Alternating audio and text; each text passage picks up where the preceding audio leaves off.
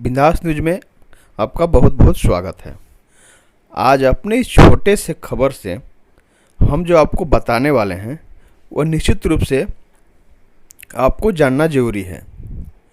जिस बात को लेकर आप हों या हम खबर नवीस हों, जिसे दोषी ठहराते हैं लेकिन कसूरवार कोई और होता है। आप भी वाकिफ़ हैं, हम भी लगातार खबरों से आपको जानकारी देते रहते हैं कि आपके अपने गढ़वा ज़िले को देश के पिछड़े ज़िलों में ही शुमार किया जाता है। केंद्र की सरकार हो या राज्य की सरकार हो, सभी के द्वारा योजनाएं यहाँ भेजी जाती हैं, भारी भरकम राशि भेजी जाती हैं।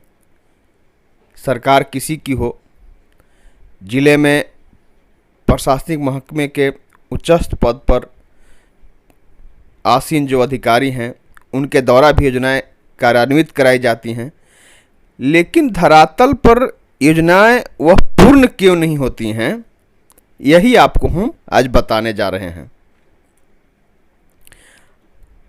जब कोई योजनाएं शुरू होती हैं तो अधूरी रह जाती हैं, पूरी नहीं होती हैं। इसका दोष आप भी और हम पत्रकार भी सरकार को और प्रशासन को दोषी मानते हैं। उन्हें दोषवार मानते हुए सारा आरोप उन्हीं पर मढ़ देते हैं। आप बोलते भी हैं और हम लिखते भी हैं, लेकिन इसका दोषी कोई और होता है। आप जानते होंगे कि कई ऐसी योजनाएं होती हैं जो उस क्षेत्र में कार्यान्वित होनी होती हैं उन्हें, जहां पर वन भूमि होता है। अब वन भूमि होता है तो आपको वन भूमि से वहाँ पर कार्य करने के लिए अनापत्ति प्रमाण पत्र लेना होता है वन विभाग से, जिसे अंग्रेजी में एनओसी कहा जाता है। सड़क, आज हम बात सड़क की करेंगे, जिसे विकास का पहला पायदान कहा जाता है। गढ़वा जिले में कई ऐसी सड़क की महत्वपूर्ण योजनाएं हैं, बड़ी सड़क योजनाएं जो अभी भी एनओसी बिना लंबित पड़ी हुई हैं। यह जानकारी हम अपने से नहीं, मौखिक नहीं, बल्कि आपको डिस्प्ले जो हो रहा है वीडियो में आप खुद देख सकते हैं। यह लिस्ट वन विभाग के वरीय पदाधिकारी यानी डीएफओ द्वारा दी गई है। उनसे हमारी बात भी हुई है इसी विषय पर, वो आपको हम आगे सुनाएंगे भी।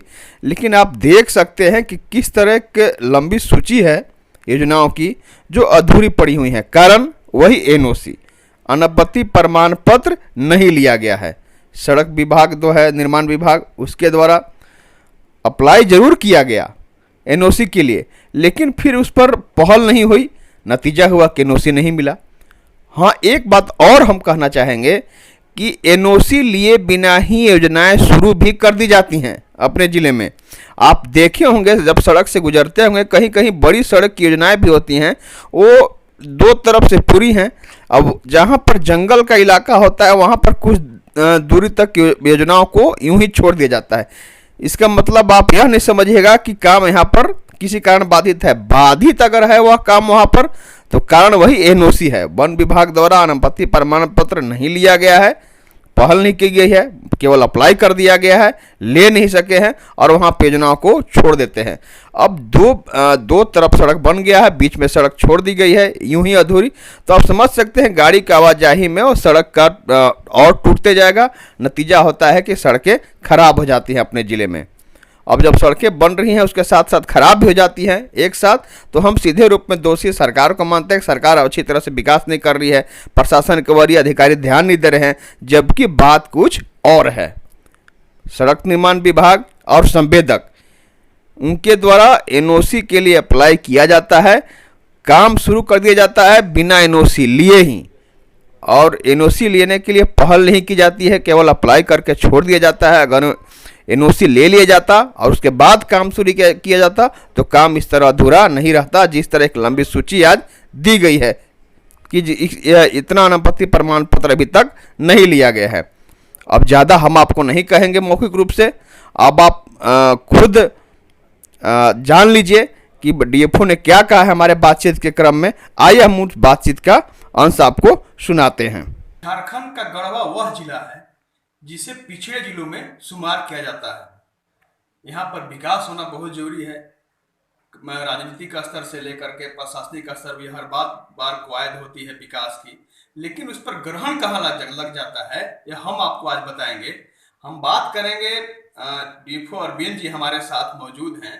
वन विभाग से एनओसी लेना होता है किसी सड़क निर्माण, पुल निर्माण में, लेकिन लोग एनओसी का अप्लाई कर दिया करते हैं, संवेदक द्वारा अप्लाई कर दिया जाता है ऑनलाइन। उसके बाद उसकी कोई पड़ताल नहीं की जाती है कि मुझे एनओसी मिला या नहीं मिला, अब काम शुरू कर दिया जाता है। कई बार होता है कि काम लंबित हो जाता है लोगों द्वारा। कुछ लोग ऐसे भी होते हैं जिनके द्वारा काम शुरू भी नहीं किया जाता है। आप सड़कों में यह भी देखेंगे कि कुछ जगहों पर सड़कें छोड़ दी जाती है इसलिए कि उन्हें एनओसी नहीं मिलता है, उतना दूर वो काम छोड़ देते हैं, जिससे बाद में आगे बढ़ते हुए सड़क पूरी तरह से खराब हो जाता है। एनओसी है क्या और किस तरह एनओसी का मामला लंबित रहता है, यहाँ पर हम आइए बात करते हैं। सर, क्या है एनओसी पर? देखिए, वन भूमि में काम करने के लिए इसमें एनओसी की आवश्यकता पड़ती है। 1 हेक्टेयर से कम में वन अधिकार अधिनियम के तहत 13 बिंदु है जो भारत सरकार ने वन अधिकार अधिनियम के तहत वो जो है जारी किया है, जो 1 हेक्टेयर से कम में वो वन विभाग के डीएफओ को पावर दिया हुआ है। लेकिन 1 हेक्टेयर से अधिक मामले में उनको परिवेश पोर्टल पर, जो भारत सरकार का पोर्टल है, उसमें उनको ऑनलाइन अप्लाई करना पड़ेगा। और ऑनलाइन अप्लाई सीधे हमारे नोडल अफसर पीसीसीएफ होते हैं रैंक के, तो उनको अप्लाई करेंगे और उसकी ऑफलाइन हार्ड कॉपी 8 प्रति में वो चेकलिस्ट के अनुसार, एक चेकलिस्ट है जिसमें कौन कौन चीज़ उनको देना है ऑफलाइन में, वो हमारे कार्यालय में सबमिट करेंगे। हमारे नोडल अफसर जो है ऑनलाइन अप्लाई के उसको वेरीफाई कर लेंगे, उसको देख लेंगे। उसके बाद फिर वो कंसर्निंग जो डीएफओ हैं उनके यहाँ वो आ जाता है। अगर उनके स्तर से ओके हो गया तो फिर कंसर्निंग डीएफओ के पास वो ऑनलाइन भेज देते हैं। उसके बाद प्रक्रिया शुरू हो जाती है। अब इसमें जो प्रयुक्ता अभिकरण, यूजर एजेंसी, जो कोई भी हो, गवर्नमेंट एजेंसी हो या प्राइवेट एजेंसी हो, तो उनका दायित्व बनता है कि जो ऑफलाइन अप्लाई किए हैं उसके सारे कागजात वो बढ़िया से वो चेक कर ले। फिर हमारे कार्यालय में भी चेक हो जाता है और उसके बाद फिर हम लोग फिर ऑनलाइन अप्लाई अपने कंजर्वेटर साहब को करते हैं और फिर कंजर्वेटर साहब उसको वेरीफाई करते हैं। फील्ड दौरा होता है, फील्ड में सारा चीज़ देख लिया जाता है कि सारा चीज़ ठीक ठाक है, तो उसके बाद फिर कंजर्वेटर साहब भी हमारे जो है वो फिर ऑनलाइन अप्लाई एग्जीक्यूटिव डायरेक्टर कम ईडी जो पीसीसीएफ रैंक के होते हैं वो उनको अप्लाई करते हैं। और इस प्रकार जो है वो फिर राज्य सरकार को जाती है। राज्य सरकार अगर 5 हेक्टेयर तक है, राज्य की योजना है, तो राज्य सरकार ही कर देती है। अगर 5 हेक्टेयर से ज़्यादा है तो भारत सरकार को जाती है। सर, देखा जाता है गढ़वा में कई ऐसी योजनाएं हैं जो लंबित पड़ जाती है, इसलिए एनओसी लोग लेता है, अप्लाई करता है, फिर उसकी पड़ताल नहीं करते हैं लोग और एनओसी लंबित रह जाता है। आपके द्वारा रिमाइंडर भी किया जाता है। तो कौन ऐसी योजनाएं हैं जो अभी भी लंबित है एनओसी की? जैसे हमारे यहाँ आरसीडी का 4-5 रोड है जिनके अप्लाई किए हैं, उनके एग्जीक्यूटिव इंजीनियर ने अप्लाई किया है, परंतु उसमें उन लोगों के द्वारा पहल नहीं किया जाता है। होता क्या कि उन लोग अप्लाई करके छोड़ देते हैं और वो नोडल अफसर के यहाँ अंडर एग्जामिनेशन रहता है, ड्राफ्ट स्टेज में रहता है, लेकिन उनकी तरफ से कोई पहल नहीं की जाती है। नतीजा क्या होता है, वो योजनाएं पेंडिंग रह जाती है। जो वन भूमि में, गैर वन भूमि में काम करने के लिए वन भूमि के ये वन विभाग से तरफ कोई मनाही नहीं है, लेकिन फॉरेस्ट लैंड में जो वन भूमि है उसमें काम करने के लिए मनाही है जब तक उसमें एनओसी नहीं मिल जाता प्रॉपर ढंग से, राज्य सरकार से हो या भारत सरकार से हो, तो उसमें फिर वो काम कर सकते हैं।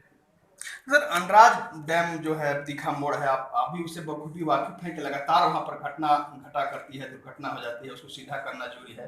स्वीकृति मिलने की भी बात कही जा रही है, तो खैर बात की बात है, लेकिन गार्डवाल वहां पर बनाया जा रहा है। कई बार आपके द्वारा रिमाइंडर भी किया गया कि एनओसी लिया गया उसका?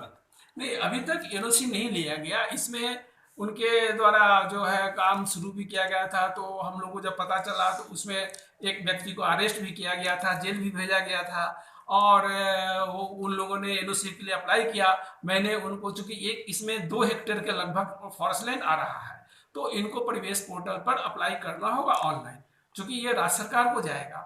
और वो जो है अभी तक हमने कई उनको चिट्ठियाँ लिखी, 5-6 चिट्ठियाँ लिखी हैं, फिर भी वो जो है अभी तक उसमें अप्लाई नहीं किए हैं। हमारे अमीन अंचल अधिकारी के अमीन द्वारा इसकी जांच भी की गई है कि वास्तव में वो फॉरेस्ट लैंड है या नहीं, वो बिल्कुल फॉरेस्ट लैंड है।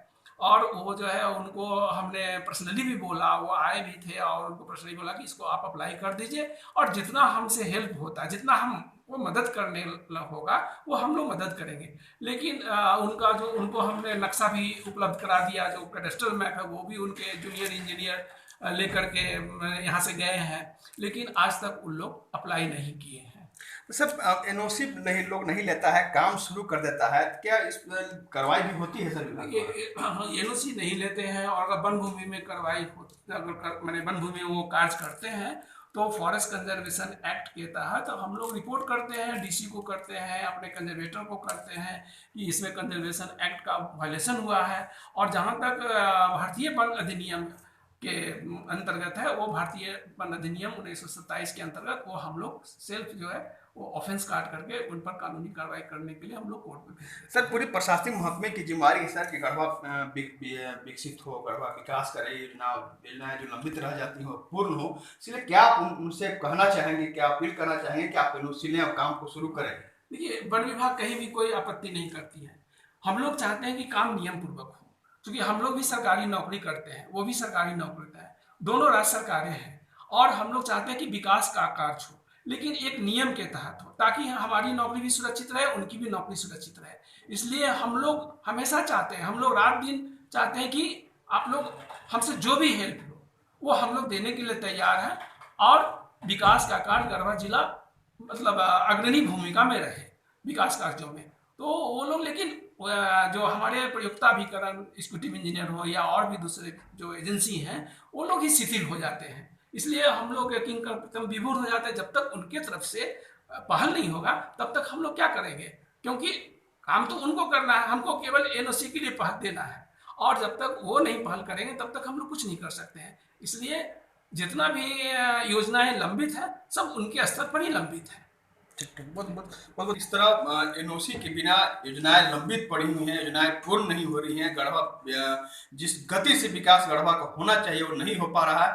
इनका साफ तौर पर अपील करना है कि हम सहयोग करने के लिए बैठे हैं। पूरा प्रशासनिक महकमा का मात्र एक लक्ष्य है कि गढ़वा किसी भी सूरत में विकास करे। इसलिए आप जो एनओसी अप्लाई किए हैं उसे पूरा करें, एनओसी ले लें और काम को शुरू करें, ताकि गढ़वा पूर्ण रूप से विकासशील हो। आशुतोष रंजन, दास न्यूज।